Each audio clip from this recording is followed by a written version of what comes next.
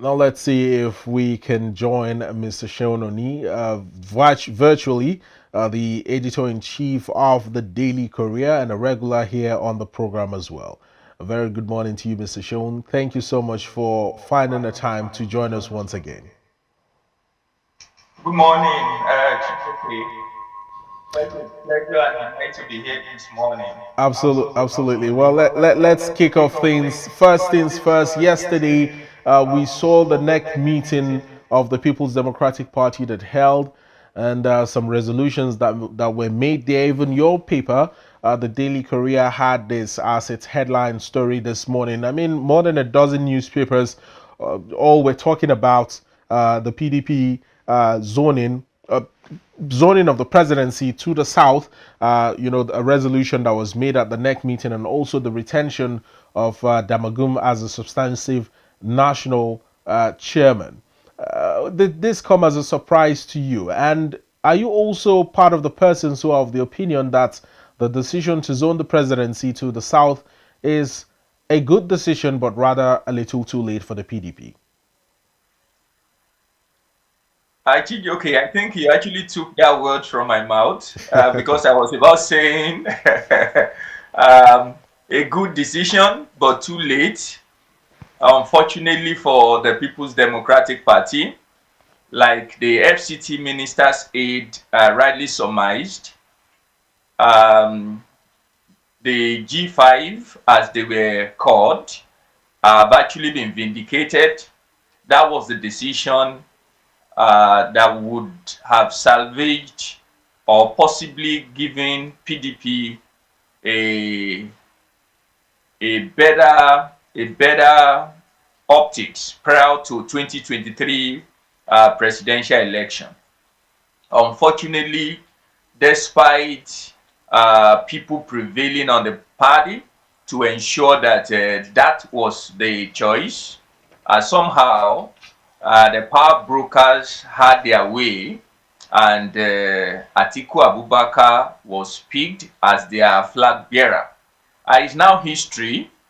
Their performance was bad, not because they really don't have a way to the place, but because, as people predicted, analysts predicted that the South definitely would not fold his arms and vote another northerner after 8 years of a northerner in the saddle. And bearing in mind too that the northerner who spent 8 years actually did not perform impressively. So those were some of the permutations before 2023. Somehow the PDP carved in to the ex-former the ex-deputy president. Unfortunately, it went the way it went. But their decision yesterday, for me, I think it was born out of desperation, a desperation to rescue a party who is now in tatters, a desperation to salvage the soul of a party that many had described as being in the ICU. And of course, you expect only two decisions: to recover from the intensive care unit or to end in the morgue. That was a decision to save the PDP from the ICU. And I think why is obvious from the relative peace and warmth that we are seeing the past few days, from their meeting in the FCT to another meeting in Ibadan. Later, they were in Zamfara for another meeting before their 103rd, is it 102nd, the 103rd NEC meeting that they had yesterday. The warmth that we are now seeing seems to be a recovery from the ICU. So I can join many Nigerians to say that we might, after all, not see the total demise of the PDP, but I really don't see them having a road to the villa come 2027 by this decision. Now, Mr. Seun, one other decision that was made by the PDP yesterday was the retention of Damagum as the national chairman. Now, if you remember a couple of months ago, in fact, since the inception or assumption of office of Damagum as the chairman of the party, it has been met with a lot of backlash. It has been met with a lot of pushback by certain individuals who, for whatever reason, personal interest, you name it. And now with this decision, is this something that's going to stand, considering the zoning of the presidency to the south? Is Damagum considered safe at this point?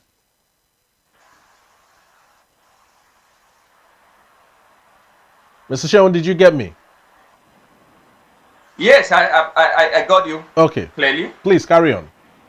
For Damagun, I think it's still part of the peace overture to just because he's been since this intractable crisis actually found its way into the PDP. One person who had been in the news for the wrong reasons had been Damagun. The G5 don't trust him absolutely. Unfortunately, people on Atiku's side also don't trust him. And the governors, the PDP governors, also don't trust him. He's actually been the weeping baby throughout this crisis. Funny enough, many really don't know where he falls. But I think the governors have realized that the man, to use the words of our former president, the late President Buhari, the man seems to be for everyone and is actually for nobody. So this is more like a soft landing. His acting stint has been extended over and over and over again. To just, I really don't know what went in closed door, but I can hazard guess here that probably he's been told that he will not throw himself into the fray for election as a substantive chairman in their Ibadan November convention, but just to give him that more of a deserving role for midwifing and steadying the ship despite the very turbulent period the PDP had. To just say you are substantive till November, because the governors already have an idea of where they are all going. And it is to ensure that they speak in one voice on who comes up from the north and now occupy that seat after the Ibadan National Convention. Well, over the weekend, on Saturday precisely in Zamfara, we saw 7 PDP governors having a meeting. This was just before yesterday's next meeting. And part of the comments that they made to, individuals who had exited the PDP to join the ADC was that the PDP has become more formidable since their exit. Is this statement true, or is it just a show of a hidden show of pride to say that PDP is still on its foot? It's still, heading to the right direction, because it appears that at the moment the coalition that we have in the ADC is even doing far better than the remaining members of the PDP that are in the party. What are your reservations towards this? I think that statement is half true. Half true in the sense that the strength of a political party is the number. So there is no way you can say that people exiting your party will make your party stronger. But on the other hand, don't also forget that the Atiku camp have been the major backers of ADC from the PDP bloc. And so you can actually liken that bloc as a major, let me use a medical balance, as a major cancerous lump in the PDP. The crisis prior to 2023 was largely orchestrated by that camp against the G5. while others were simply watching and seeing how they can possibly douse the tension. Since their exit, the party have been able to have a more amicable way of talking to each other. I'm not saying they've resolved the crisis in the PDP, but I think it seems common sense has since prevailed, because that bloc, if we'll be honest with ourselves, are actually the founding blocks of the PDP. Yeah.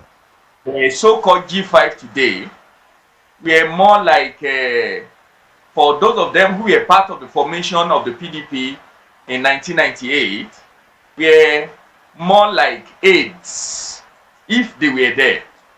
Councillors, essays, and young guys who are looking up to these big guys in Atiku's camp. The sitting governors today, were practically all the sitting governors today in the PDP were not in the mix. Some of them, for instance, I can tell you authoritatively that that period, the incumbent governor of Plateau State was, warming up to be a local government chairman somewhere in Mangu local government in Plateau State. At least I can tell you that authoritatively. Someone like Wike, they were all young guys running around, major players and actors in the Atiku camp today. So they felt they own the soul of that party. And so the younger generation who are now in the saddle, we are finding it very difficult to have a decent conversation with them. But since their exit, the room looks more comfy, because the folks speaking, we are speaking from the same level of exposure, level of experience, and no one is feeling bigger, taller, and more entitled than anyone in the room. I think for me, that seems to be the only positive side of the PDP of today. But like I mentioned earlier, the strength of any political party is actually their numbers. So you can't be better off if you are losing people.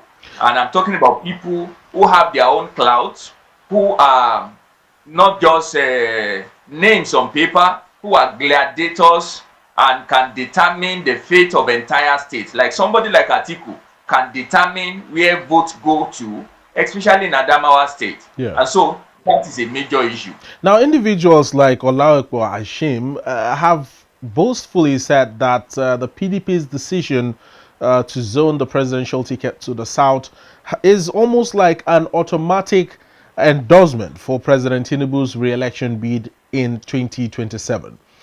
Could this statement be true? And in as much as we have established the fact that it might be a right action but wrong timing, is this also going to pave way for a landslide victory for President Tinubu come 2027?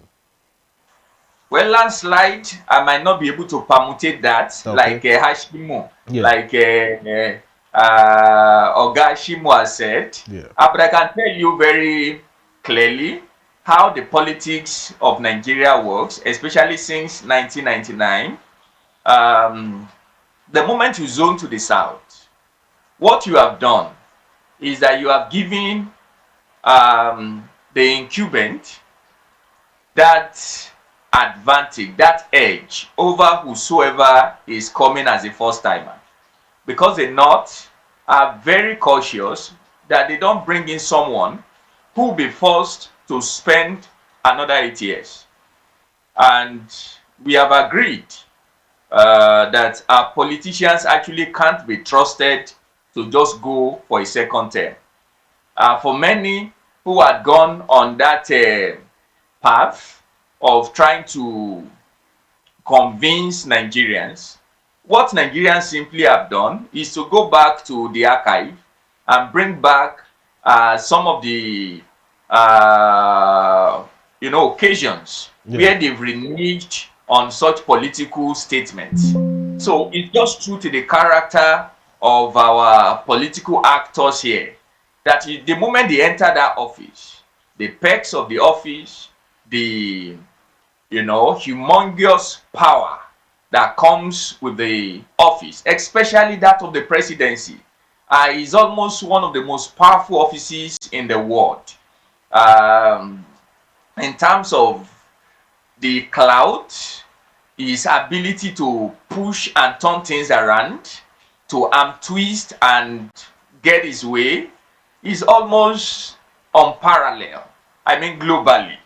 And so anyone who gets there and tells you will do 4 years, sometimes, for me, I think is simply a political statement. So the North don't want to, I really don't think the North want to gamble that.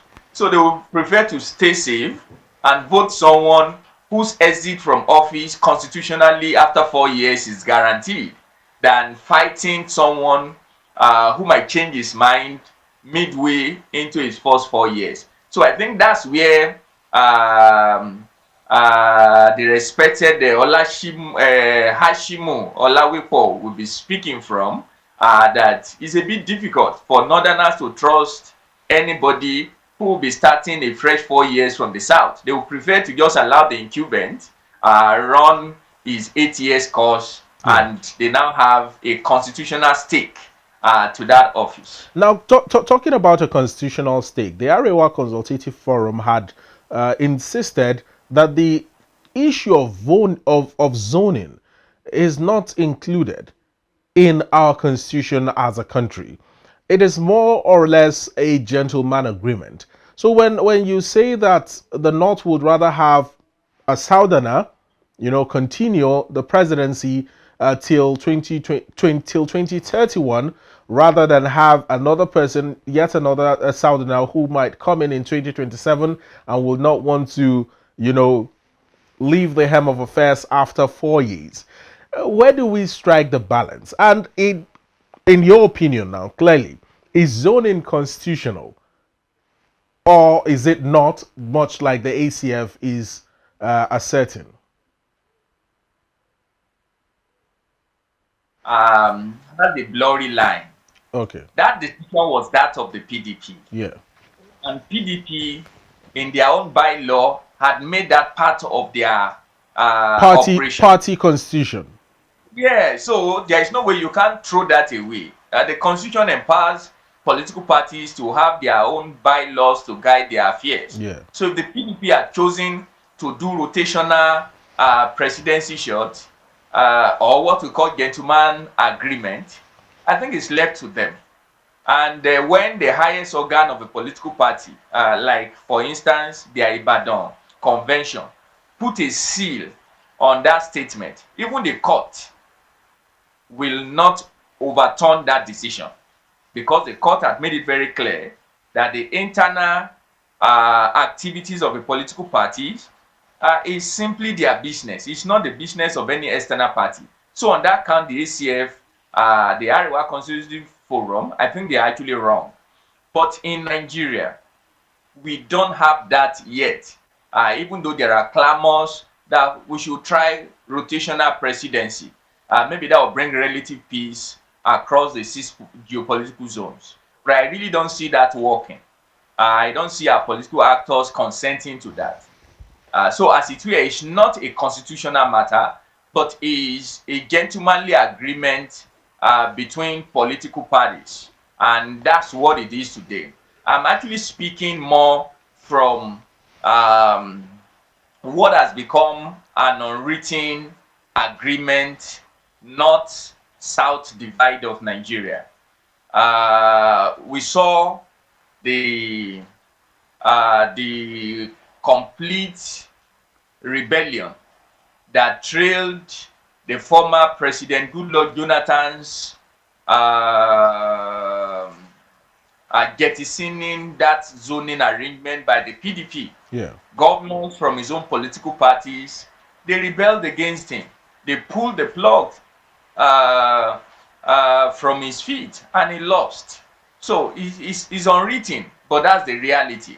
And we really can't do anything about that. Well, Mr. Sheon, ahead of the Badon convention that is set to take place, uh, some of the governors within the People's Democratic Party are alleging that there are plans to subvert the convention itself. It appears that the woes of the PDP is endless. There is always one problem or the other, either at the neck level, the BOT level, whether it's the convention, whether it's amongst the governors themselves, there is always a challenge, there is always a problem. Unlike the All Progressives Congress that seems to have its house in order. Again, I would ask, are we seeing an end to the People's Democratic Party and its activities politically in the country? Maybe not now, but sometime in the future. To answer your question, I really don't see that. So I what I, the party is here to stay. the PDP is here to stay. It might not be biting, but it will keep on backing. That's clear. For very obvious reasons, the supposed crisis, or let's say crisis in the PDP, is just true to the nature of any party in waiting. All right, what we call opposition political party is in part driven by the polarized opinions and interest in the party. It is what it is. Each of the interests simply wants to have what you can call the first say, or have the visible position. And so other dissenting interests will also be there to cry and possibly scream blue murder. It's supposed to be like that. If it's not like that, we should be asking if anything serious is happening in the PDP. But where someone like myself and many Nigerians are a bit bothered is when those interests now begin to come in the way of their strategic positioning to do the job that they are actually cut out to do. The by-election that was conducted last week across 12 states is a clear reminder that the dominant opposition party in Nigeria is still the PDP, and that the path for ADC or Labour Party is still far, far, far in the future. It's not in the nearest future from what we saw in the by-election. Many have asked if that is not too early. No, it simply tells you that 2 years is actually not strong enough to build a type of structure that can make that nationwide impact in a nation that has had the PDP, the PDP and the APC clearly edged in its consciousness. It will take a lot of work, and the big guys, they are really not ready to do the work that is needed. I've asked, for instance, now why is it difficult? Knowing that, I don't know if you, I saw you actually read some of the figures from the continuous voters registration that is ongoing. 1.3 million Nigerians in just 1 week. 3.7, 1.37 million, almost 1.4 million in just 1 week. And guess what? Almost 80% of that population are actually youth. What have stopped the ADC, for instance, to possibly have campus chapters of their party in all tertiary institutions, colleges of education, polytechnics, universities? It takes strategic thinking to think that way. But none of them are ready to put in the job. They are waiting to see how they can go to rallies, share rice, throw 2,000 and 5,000 naira to people, few months to election, share indomie and spaghetti to people who are hungry, and on election day again, share some cash in order to have their way. Now, You know, big Mr. Seun, the reason why I had asked this question is due to the statement of the All Progressives Congress to the PDP, stating that the PDP has been rejected by Nigerians. Is this statement true? From your own observation, one, as a journalist, two, as a Nigerian. No, I think that statement, if it's coming from the opposition, you should know what it is. It's just another opposition banter. It's just a political banter to your opposing side. It is what it is. But you must also look at it empirically. All right? Yeah. If a party who used to have at some point 29 governors is now being reduced to how many PDP governors do we have? 7. 10 or 13? Yeah. Well, 7 governors met in Zamfara. Yeah, but you know, okay, 7 governors met in Zamfara. Yeah. But I know Dioye Duri seems not to be in that meeting. Yeah. I don't know who was also absent in that meeting. So I think there were about 10 of them or thereabout. Yeah. That tells you that they were rejected. All right, but that is not the same thing as saying that they don't have a part to come in there. At some point, what you have as the APC today, they were not in existence. There was an opposition political party. Today they are now in power. So I think nobody can beat his chest like Alhaji Bamanga Toko to say that they'll be there for another 60 years. It's not guaranteed. People might decide anytime that they don't want this political party and they want to try another alternative. That's the beauty of democracy. Well, Mr. Seun, let's move on to yet another matter, but still staying with the 2027 general elections. Former Vice President Alhaji Atiku Abubakar has indicated interest to join the race for 2027. Now, this is despite the PDP zoning of the presidency to the south. He resigned from the People's Democratic Party and, joined the coalition in the ADC. Do you see Atiku standing a chance against the incumbent in 2027, whether in the ADC or he decides to rescind on his earlier resignation and return to the PDP? Is capital no. Why? There is no pathway for Atiku to the presidency any longer.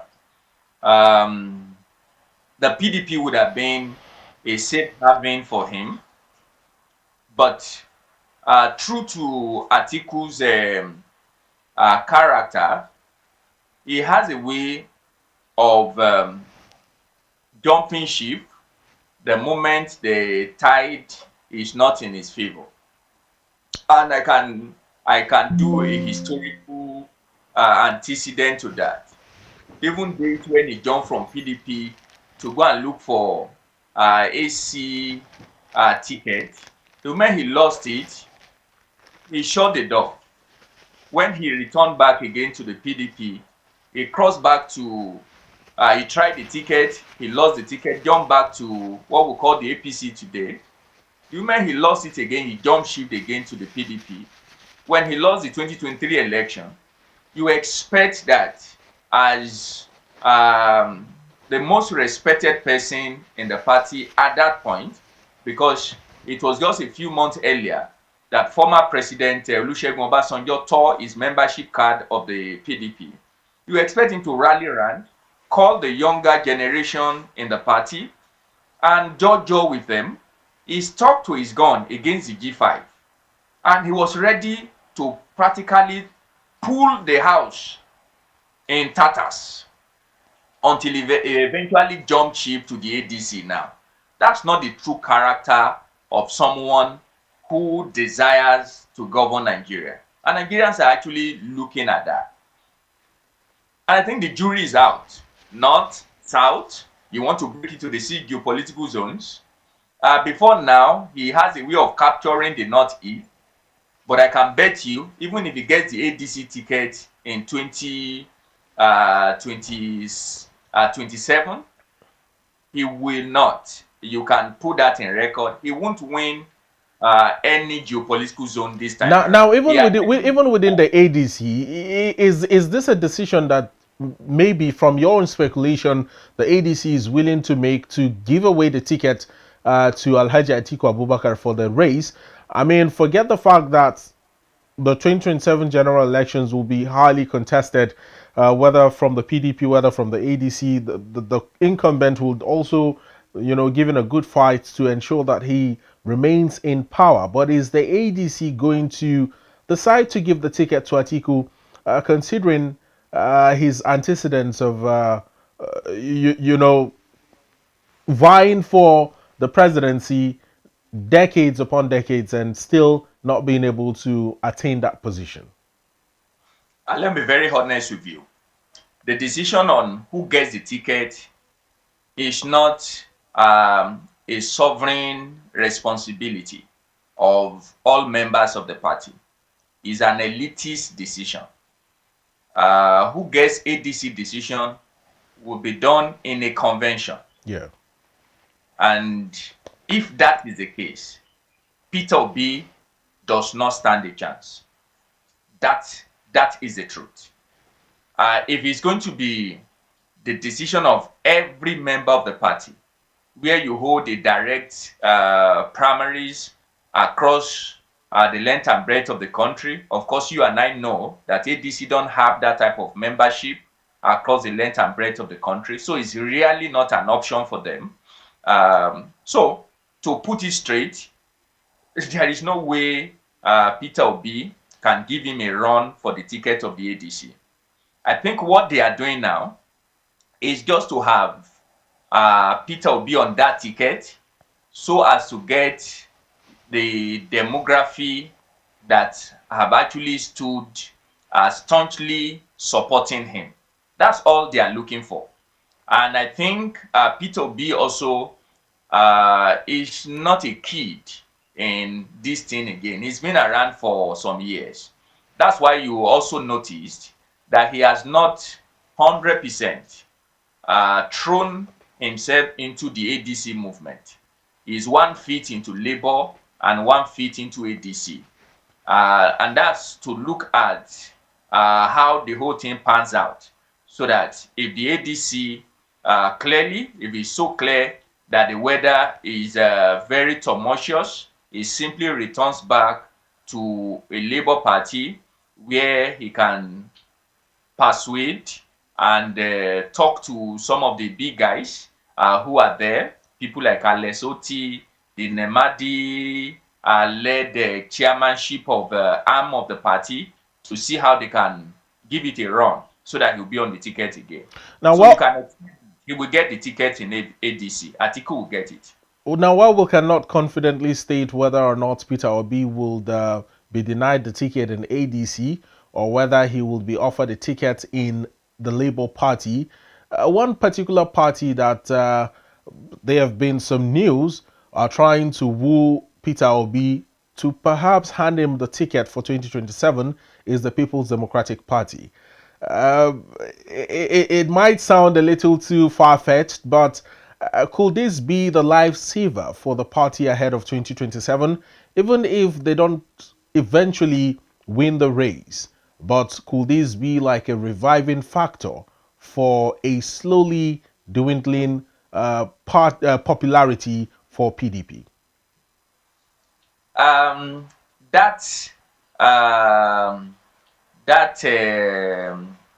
School of thought, yeah, unfortunately is popular, but it's not coming from the power brokers as it were today.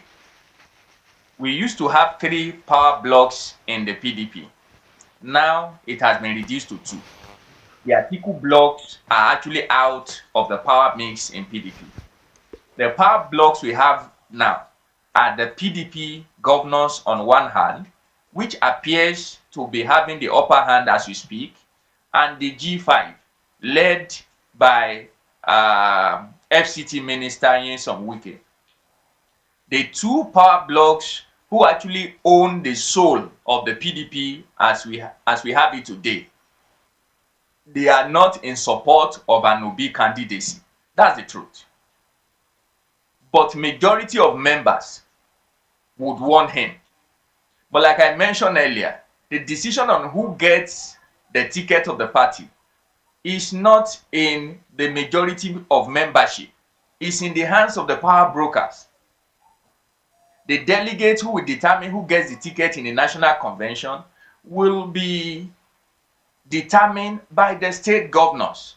Where you don't have state governors, the power brokers, who in my opinion, most of them are on the G5 side. So they determine that list and tell them clearly who to vote. So Anobi does not have a role there. So I really know as a person, he will not even give it a thought because he knows it's not going to work out. All right. So where he has a better chance of getting the presidential ticket is actually the Labour Party. Despite the Abure fiasco that has been ongoing in Labour Party, I think when they lock themselves in a room, Abure himself and the people in his camp, they know that the only path to relevance in 2027 if they still give Mr. Peter Obi their ticket.